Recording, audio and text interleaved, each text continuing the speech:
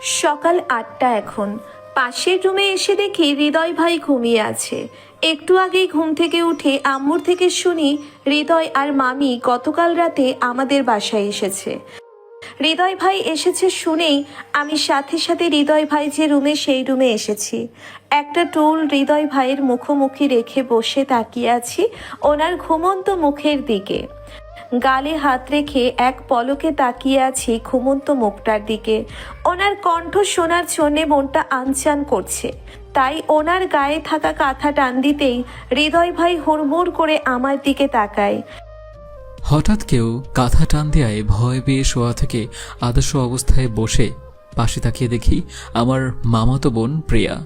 এত সকালে তুই এখানে কি করছিস? তোমাকে দেখতে আসলাম, তুমি কেমন আছো? হেই, তুই আমাকে তুমি করে বলা শুরু করেছিস কবে থেকে? আপনি কেমন আছেন? হ্যাঁ ভালো, এখন যা আমাকে ঘুমাতে দে। আমি কেমন আছি জিজ্ঞেস করবেন না। আমার বোনগুলো কত বড় হয়ে গেছে। বোনগুলো মানে? বোনগুলো মানে বোনগুলো, ফুফাতো বোন তো বোনই হয়। না, হয় না। অন্য ফুফাতো বোনরা আপনার বোন, আমি আপনার বোন না। আচ্ছা ঠিক আছে, এখন তুই যা আর আমাকে ঘুমাতে দে। আমি মুচকি হেসে মাথা দুই পাশে নেড়ে হৃদয় ভাইয়ের রুম থেকে বের হয়ে আমার রুমে চলে আসি। বুকের ভেতর খুব জোরে সোরে ধুকপুক করছে। হৃদয় ভাইকে কিভাবে যে তুমি করে বলে ফেললাম বুঝতে পারছি না। কিছু সময় পর ঘুম থেকে উঠে ফ্রেশ হয়ে নিচে এসে ডাইনিং টেবিলে এসে বসি। কিরে, তোর ঘুম ভাঙলো? ফুপি, ভেঙেছে। বাকিরা কোথায়, খাবে না? কয়টা বাজে ঘড়িতে তাকিয়ে দেখ তো। ফুপির কথা শুনে পকেট থেকে মোবাইলটা বের করে দেখি 11টা বেজে গেছে। এত সময় আমি ঘুমিয়েছি বিশ্বাস করতেই পারছি না। যেখানে রোজ 7টায় উঠে ফ্রেশ হয়ে নাস্তা করে চলে যাই অফিসে, আর সেখানে আজ এত লেট করে উঠেছি। প্রিয়া কোথায় রে? তুই আয়, খাবার খাবি না? হৃদয় উঠে গেছে। প্রিয়া এখনো খায়নি ফুপি? বললো তো হৃদয় ভাই উঠুক একসাথে খাবো। এই তো আম্মু এসে গেছি। তুই নিজেও নে আর হৃদয়কেও দে, আমি আপার কাছে যাই। বলেই আম্মু চলে যায়। হৃদয় ভাইয়ের প্লেটে খাবার বেড়ে দিয়ে নিজের নিয়ে নিই। এত সময় হয়ে গেছে, খাসনি কেন? আপনি একা একা খাবেন তাই আপনার জন্য অপেক্ষা করছিলাম। তোর ছোটবেলার ফাজলামো এখনো আছে না কমে গেছে? এখন কি আমি সেই ছোট্ট আছি নাকি? আপনি আমাদের বাসায় আসতে চান না কেন? মামা মামি কতবার আসলো, তাদের সাথে আসলে কি হতো? তোর মামা অফিসের সব দায়িত্ব আমার ঘাড়ে দিয়েছে, কোথাও যাওয়ার সুযোগ নেই। তা তোর লেখাপড়া কেমন চলছে? আমি তো 1 মাস হবে অনার্সে ফাইনাল এক্সাম দিলাম, আপনি জানেন না? ও হ্যাঁ, আম্মু বলেছিল। আসলে কাজের চাপ অনেক তো, তাই কিছু মনে থাকে না। প্রিয়ার সাথে টুকটাক আরও কথা বলতে বলতে খাবার খেয়ে নেই। খাওয়া শেষ করে বাসার বাইরে আসতেই মোবাইলটা বেজে ওঠে। অফিস থেকে ম্যানেজার কল করেছে। কল রিসিভ করে কথা বলতে থাকি। হৃদয় ভাইকে খুঁজতে খুঁজতে বাহিরে এসে দেখি দেওয়ালের সাথে হেলান দিয়ে মোবাইলে কারোর সাথে হাসতে হাসতে কথা বলছে। এটা দেখে মনটা মুহূর্তেই খারাপ হয়ে যায়, চোখের কোণে পানি চলে আসে। হৃদয় ভাইয়ের দিকে এগিয়ে যেতেই উনি কল কেটে মোবাইল পকেটে রেখে দেয়। আমি ওনার হাত ধরে টানতে টানতে বাসার পিছনে চলে আসি। কিরে, কি হয়েছে তোর? এভাবে টানতে টানতে এখানে নিয়ে আসলি কেন? আপনি কার সাথে কথা বলছিলেন? আমি যার সাথে খুশি তার সাথে কথা বলছি, তোর সমস্যা কি?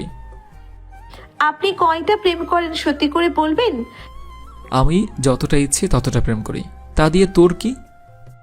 আমার অনেক কিছু, বলেন কয়টা প্রেম করেন? অনেকগুলো প্রেম করি, তোর সমস্যা? না, আপনি কারোর সাথে প্রেম করতে পারবেন না, আমার অনেক সমস্যা। আপনি কারোর সাথে প্রেম করতে পারবেন না। এবার কিন্তু বেশি বেশি হয়ে যাচ্ছে। আরে কি হলো, তুই কান্না করছিস কেন? আরে শোন শোন, আমি সত্যি বলছি, আমি একটাও প্রেম করি না। প্লিজ কান্না করিস না।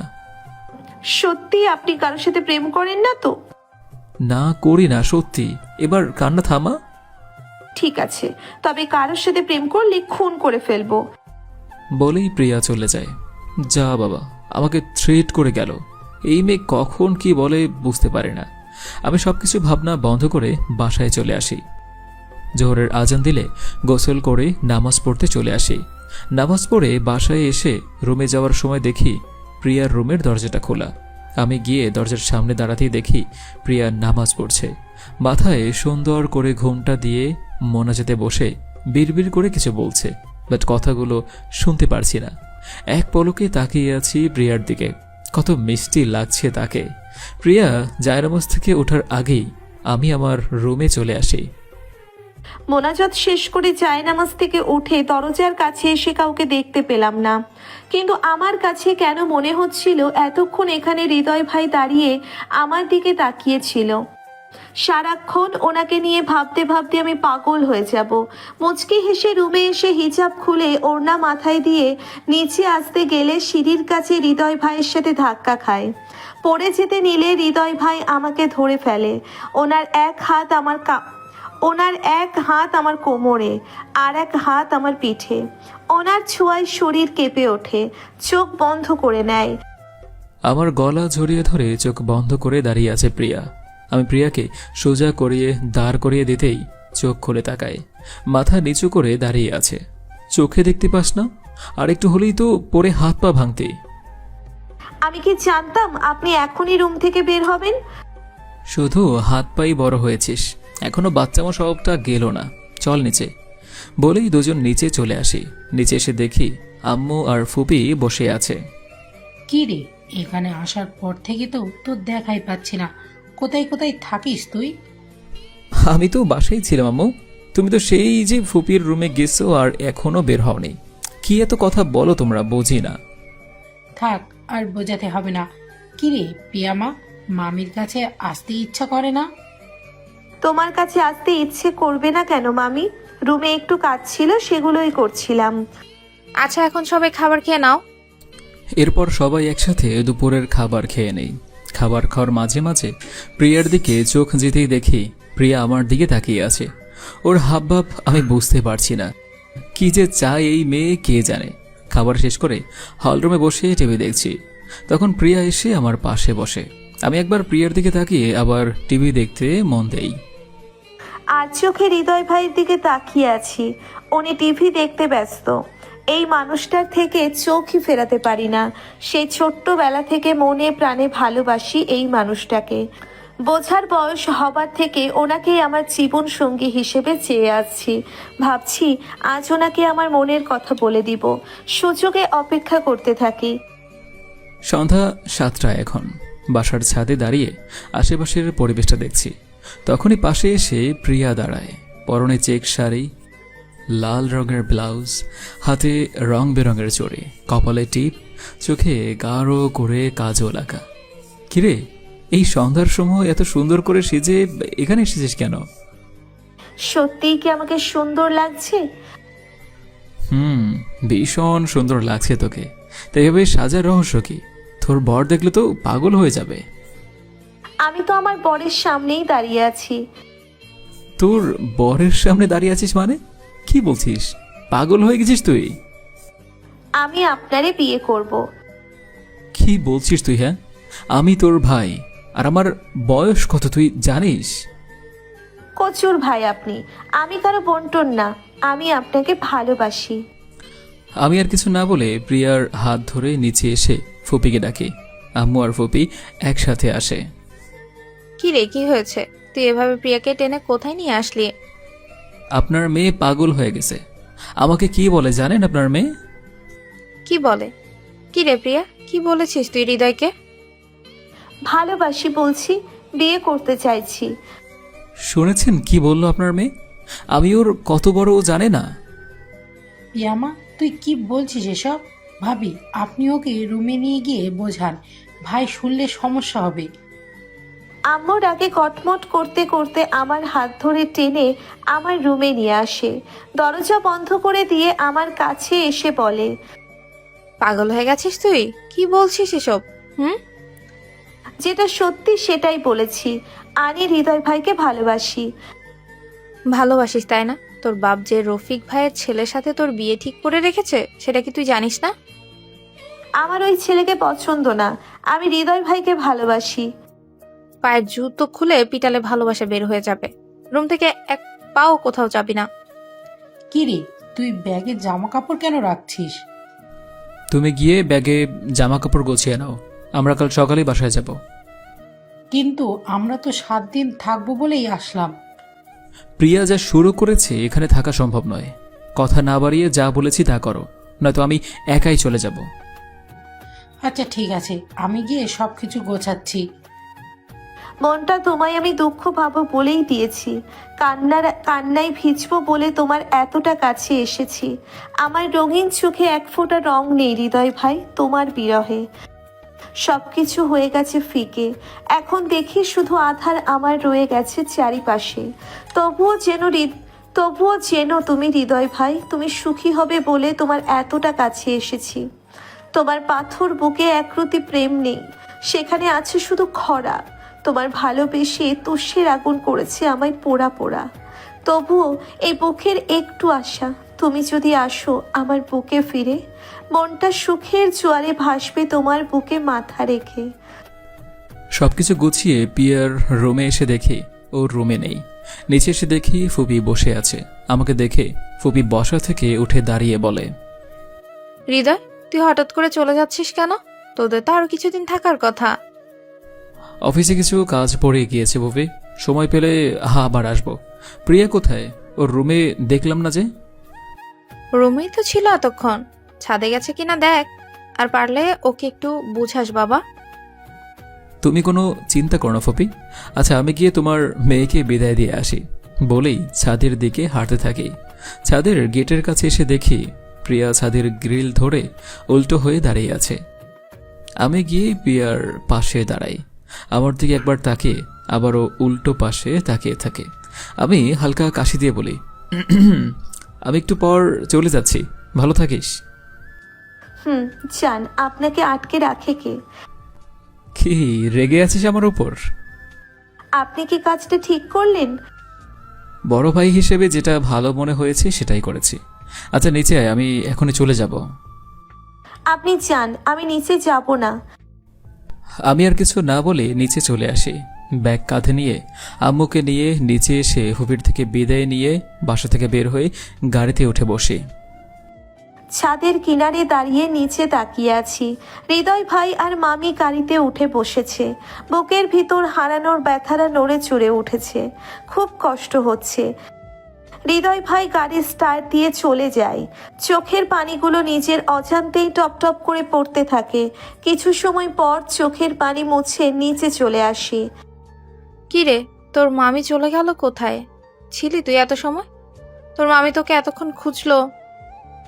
ছাদে ছিলাম, ভালো লাগছিল না তাই। মাথা থেকে এসব ভূত বের কর, তোর বাবার সম্মানের কথাটা ভাব। হৃদয় বুদ্ধিমান ছেলে, তাই তোর ছেলে মানুষকে প্রশ্রয় না দিয়ে আমার কাছে এসে বলে দিয়েছে। তুইও একটু বুঝ, বয়স তো কম হয়নি তাই না? আম্মুর কথা শুনে ভীষণ রাগ হচ্ছে। কিছু না বলে সোজা নিজের রুমে চলে আসি। শুয়ে শুয়ে কান্না করছি আর হৃদয় ভাইকে মনে মনে বকতে বকতে এপার ওপার করছি। বাসায় এসে রুমে শুয়ে আছি, চোখ বন্ধ করতে পারছি না। চোখ বন্ধ করলেই প্রিয়ার অশ্রু সিক্ত চোখ দুটো আমার চোখের সামনে ভেসে উঠছে। এই মেয়েটা এত বড় হয়ে গেল কবে বুঝতেই পারলাম না। প্রিয়া আমাকে নিয়ে এসব ভাবে, এটাই তো মানতে পারছি না। আমি ওকে বোন ছাড়া কখনোই কিছু ভাবিনি। আর অনেক সময় শুধু প্রিয়াকে নিয়েই ভাবতে ভাবতে কেটে যায় অনেকটা সময়। পরের দিন থেকে অফিসে যাওয়া শুরু করি, কিন্তু আগের মতো কাজে মনোযোগী হতে পারছি না। 1 সপ্তাহ কেটে গেছে এর মধ্যে। হৃদয় ভাইকে ভুলতেই পারছি না। কিভাবে ভুলবো? সেই বুঝের বয়স হবার পর থেকে এই মানুষটাকে মনে প্রাণে ভালোবেসে গেছি। নিজের সব কিছু তাকেই নিয়ে ভেবে কেটেছে। এভাবে পর হয়ে যাবে বুঝতে পারিনি। আর 3 দিন পর আব্বু আম্মুর পছন্দের ছেলের সাথে বিয়ে। কাল গায়ে হলুদ, পরশু বিয়ে। হৃদয় ভাইয়ের সাথে খুব কথা বলতে ইচ্ছে করছে, কিন্তু ওনাকে কল করতে ইচ্ছে করছে না।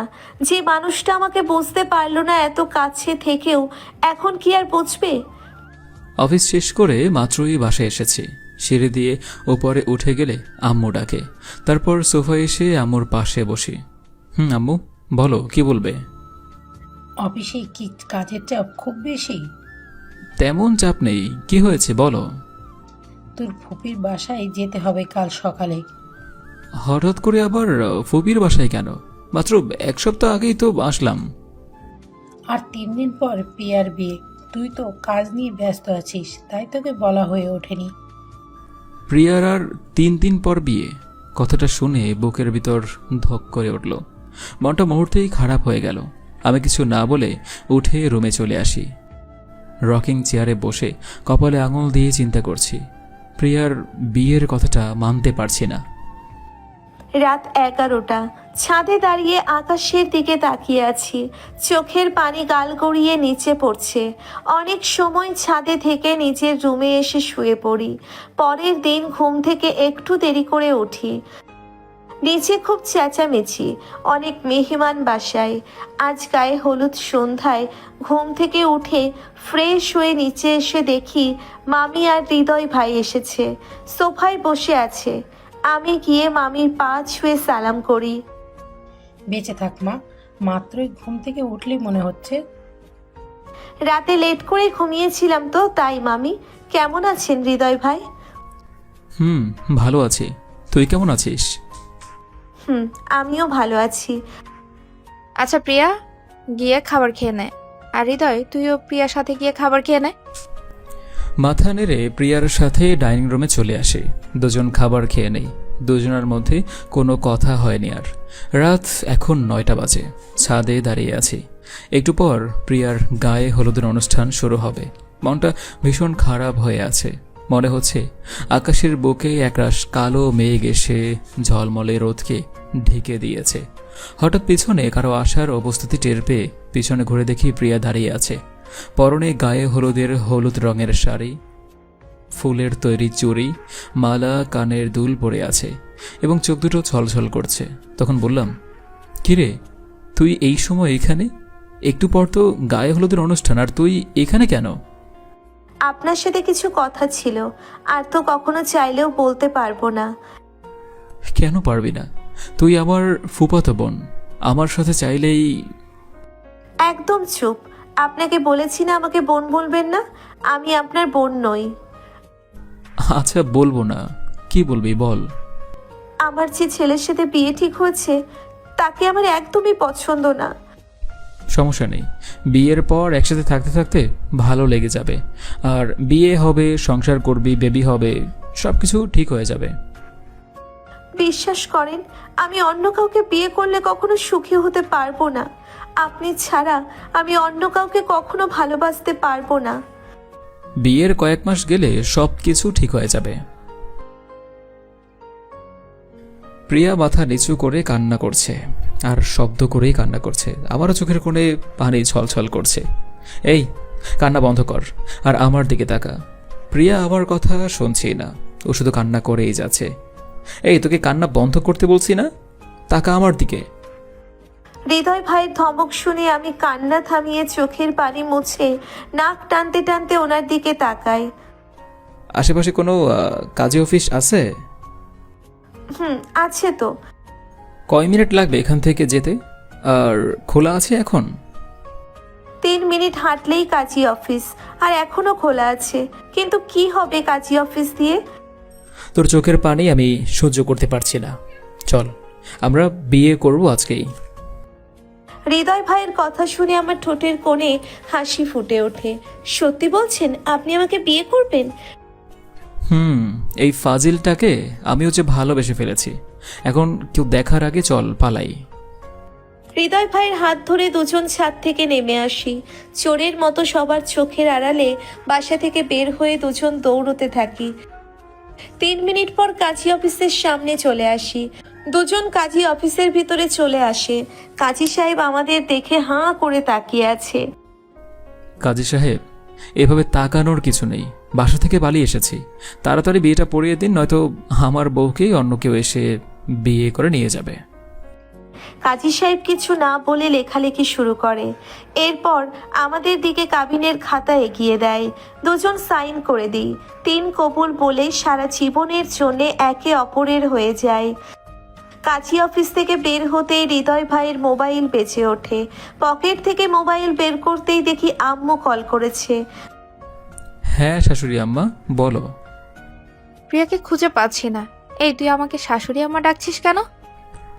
কারণ তোমার মেয়েকে নিয়ে আমিই পালিয়েছি আর বিয়েও করে ফেলেছি। সরি শাশুড়ি আম্মা, আমি আমার বউকে নিয়ে বাসায় যাচ্ছি। বলেই হৃদয় ভাই কল কেটে পকেটে মোবাইল রেখে দেয়। আমার হাত ধরে আমাকে ওনার কাছে নিয়ে কোমর জড়িয়ে ধরে আমার নাকে নাক ঘষে কপালে গালে কিস করে বলে, যাকে ভালোবেসেছিস তাকেই জীবনসঙ্গী হিসেবে পেয়েছি, এবার খুশি তো? খুব খুশি আজ আমি। আই লাভ ইউ মামাতো বর। আই লাভ ইউ ফাজিল ফুফাতো বউ আমার। এবার চলো বাসায় গিয়ে বাকি রোমান্স করব। কি হয়েছে ভাবি? হৃদয় কি বলল? দুটোই পালিয়ে বিয়ে করে নিয়েছিস? তাদের কি হচ্ছে সেটা আর জেনে কাজ নেই। আমরা চললাম আমাদের বাসায়, বিয়ে হয়েছে, এরপর বাসর হবে, তারপর কত কিছু। আপনারা চোখ বন্ধ করে নিন, বউয়ের সাথে এখন রোমান্স হবে। সো টাটা বাই বাই, দেখা হচ্ছে পরবর্তী ভিডিওতে। ভালো থাকুন, সুস্থ থাকুন, আল্লাহ হাফেজ।